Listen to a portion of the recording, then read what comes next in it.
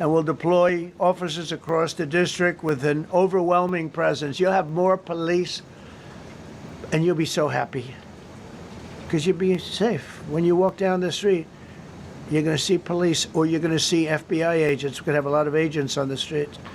And you're going to have a lot of essentially military, and we will bring in the military if it's needed. People say, oh, that's so terrible. He's going to bring in, it's been used many times over the years. I want everybody to take a look at the image on the screen right now, because I really think it gives us a perfect glimpse into what Donald Trump is trying to do to this country, where you've got a couple pushing along a stroller with their newborn child. And then in the background, you've got military vehicles. You've got military personnel, where Donald Trump is really trying to normalize this idea that we will have federal agents walking up and down the streets that can be deployed at his will. And I mean, this is a tried and true tactic from the authoritarian. This is kind of what people are talking about when you hear about the so-called police state. Donald Trump wants the American people living in a sort of fear or a sort of angst that the federal government can be weaponized against you at any given point in time. So let's go ahead and take a look at his latest announcement, his latest authoritarian power grab right there in Washington, DC. If you guys do appreciate my work, please do remember to subscribe. Something's out of control, but we're going to put it in control very quickly like we did on the southern border. I'm announcing a historic action to rescue our nation's capital from crime, bloodshed, bedlam, and squalor, and worse. This is Liberation Day in D.C., and we're going to take our capital back. We're taking it back under the authorities vested in me as the President of the United States. I'm officially invoking Section 740 of the District of Columbia Home Rule Act. You know what that is? And placing the D.C. Metropolitan Police Department under direct federal control, and you'll be meeting the people that will be directly involved with that. Very good people, but they're tough, and they know what's happening, and they've done it before. In addition, I'm deploying the National Guard to help reestablish law, order, and public safety in Washington, D.C., and they're going to be allowed to do their job properly. So I want you guys to pay attention to the language that he's using here. Things are mayhem, bedlam, squalor. We're going to take back our city. We're going to liberate Washington, D.C. He's trying to build an image in your mind that crime is somehow out of control in Washington, D.C. Except just like we've seen many times before, it's all just a load of shit. Violent crime alone this year is down 26%. Last year, it was down 35%. Washington, D.C. as a city is sitting at a 30-year low when it comes to violent crime. So for Donald Trump to come out and say he's going to federalize the Washington, D.C. Metropolitan Police Department, and he's going to send in the National Guard to take care of this supposed crime problem, it's all just an effort to get you to buy into his authoritarian wet dream. I mean, this is the playbook that he uses, right? We saw the same thing in LA, where he said these one or two out of control protests meant that California was under siege, so he could send in the National Guard, send in the active duty Marines. This is all part of the playbook. This is another escalation in Donald Trump's authoritarian power grab. This is not normal in the United States. And if you guys think that this is going to just stay contained to Washington, D.C., I wouldn't hold my breath, because here he is listing off even more cities that he might do this to next. This issue directly impacts the functioning of the federal government and is a threat to America, really. It's a threat to our country. We have other cities also that are bad, very bad. You look at Chicago, how bad it is. You look at Los Angeles, how bad it is. We have other cities that are very bad. New York has a problem. And then you have, of course, Baltimore and Oakland. We don't even mention that anymore. They're so far gone. We're not going to let it happen. We're not going to lose our cities over this. And this will go further. We're starting very strongly with D.C., and we're going to clean it up real quick, very quickly, as they say. Days ago. So do you guys notice how every single city that he just listed just happens to be in a blue state? Why isn't he talking about somewhere down in Texas, like Houston, or somewhere down in Tennessee or Mississippi? This is how we know Donald Trump is full of shit. On a per capita basis, red states are far, far more dangerous than places like New York or San Francisco or other blue areas. Donald Trump wants to punish blue states. He wants to punish these so-called Democratic power centers, as he has said many times before. This is a way that he's able to do that. And because he has surrounded himself with a whole bunch of sycophants in Washington, D.C. in his administration, there is going to be nobody there who is going to push back against this overtly fascist power grab. I mean, just listen to his language in this next clip, where he's talking about knocking the hell out of these people because that's the only thing they understand. So see, they fight back until you knock the hell out of them, because it's the only language they understand. But they fought back against law enforcement last night, and they're not going to be fighting back long, because I've instructed them and told them whatever happens, you know, they love to spit in the face of the police as the police are standing up there in uniform. They're standing and they're screaming at them an inch away from their face. And then they start spitting in their face. And I said, you tell them, you spit and we hit. And they can hit real hard. It's a disgusting thing. I've watched that for years, for 3-4 years. I've watched them. The police are standing, and they're told, don't do anything under any search. So and you can see they want to get at it. And they're standing there, and people are spitting in their face, and they're not allowed to do anything. But now they are allowed to do whatever the hell they want. Donald Trump is such a pussy-ass bitch.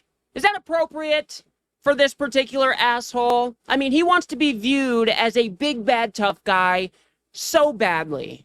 Do you think this guy has ever taken a punch in his entire life? Instead, he just takes the power, or takes the control that he has, and wants to federalize police departments. He wants to send the military out onto the streets. And then, if you heard him right there at the end, he said, and they're going to be able to do whatever the hell it is that they want to do. Basically giving them a free pass to go crack heads.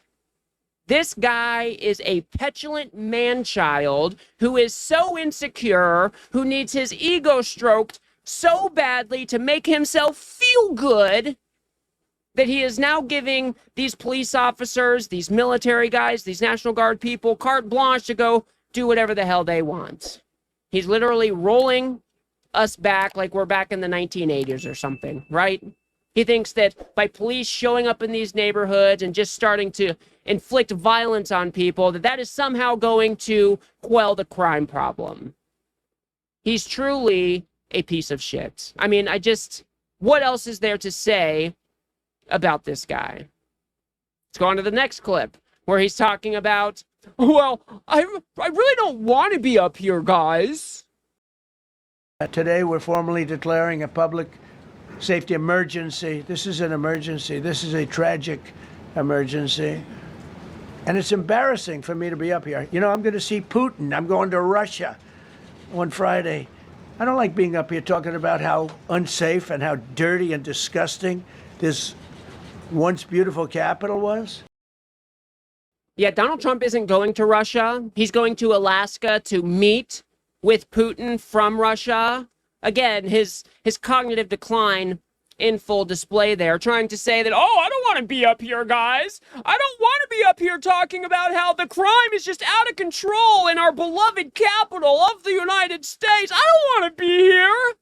Fuck you, Donald Trump. You don't have to be here, because guess what? The crime is not spiking out of control like you are pretending that it is.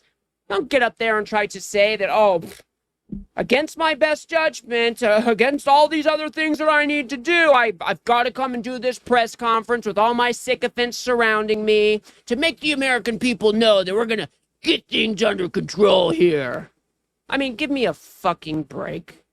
Here he is threatening to deploy active duty military into Washington, D.C. as well. You're going to have a lot of agents on the streets. And you're going to have a lot of essentially military, and we will bring in the military if it's needed. by the way. We're going to have National Guard. But Pete Hegseth will tell you about it. We will bring in the military if needed. People say, oh, that's so terrible. He's going to bring in, it's been used many times over the years. I don't think we'll need it. I think we've got so many great people. Oh, this guy's losing his fucking mind.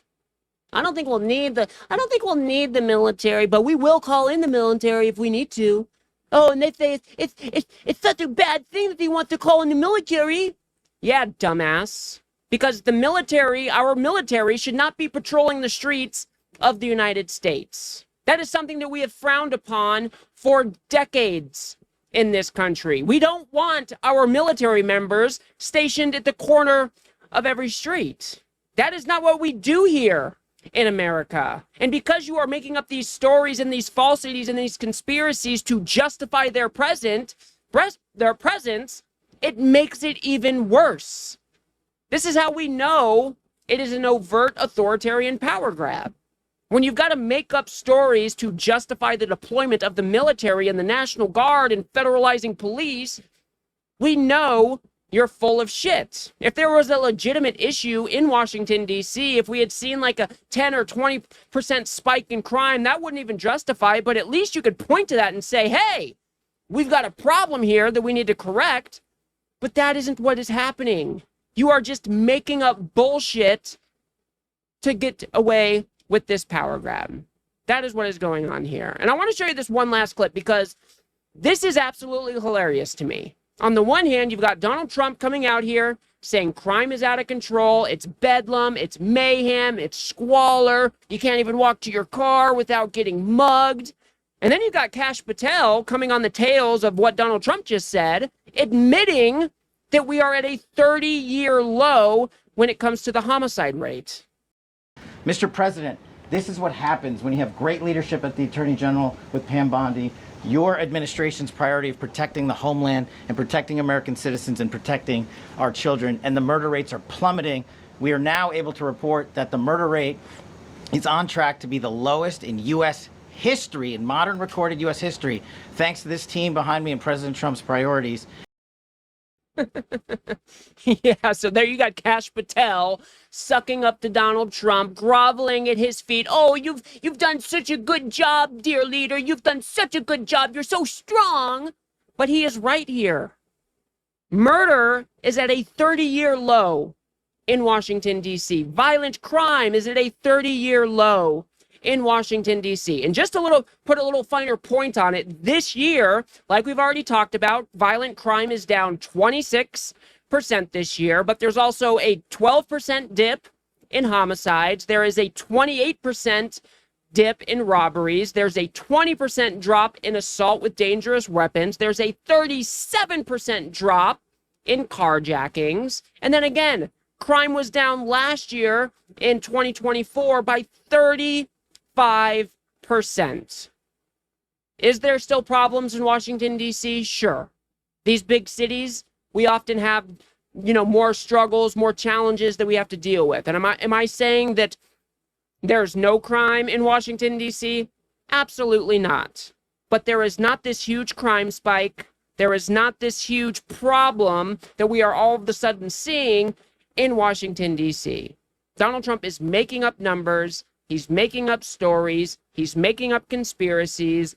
Also, he can justify his authoritarian power grab. That is what this is all about. And when you've got people in your own administration coming out and admitting that even homicides are at a 30-year low, you've lost all of your credibility, you dumbass. So we will definitely be keeping an eye on this. Like I said, this is going to spread city after city after city. I wouldn't be surprised if he starts deploying more troops to more cities before the 2026 midterms. Donald Trump is scared shitless of losing the midterms. They are trying to cheat in advance in Texas. He's going to look to use any power at his disposal to make sure that he holds on to his power in 2026 and beyond. Mark my words. And he is acting like a president who has no intentions of leaving after 2028. So we will keep an eye on it, guys. Everybody in Washington, DC, I hope you are well, hope you are safe. I just can't believe that we are having to deal with this nut job. Okay, well, I'll just leave it there for now, guys. If you guys got anything out of this video, please do remember to smash that like button and subscribe. Maybe share with a friend or two. I'd very much appreciate that. We are trying to build something here on the left that pushes back against this MAGA media machine that just launders all of this authoritarian nonsense for Donald Trump day in and day out. So if you do like what I do here, do remember to smash that subscribe button. Of course, that is free. And if you want to go a step above and beyond, we have opened up memberships right here on YouTube for as little as $3 a month. Or you can find us over at Substack at politiscape.substack.com. As I will continue to say, guys, fighting back against this right-wing media ecosystem has got to be a team effort. So I will see you on the next one.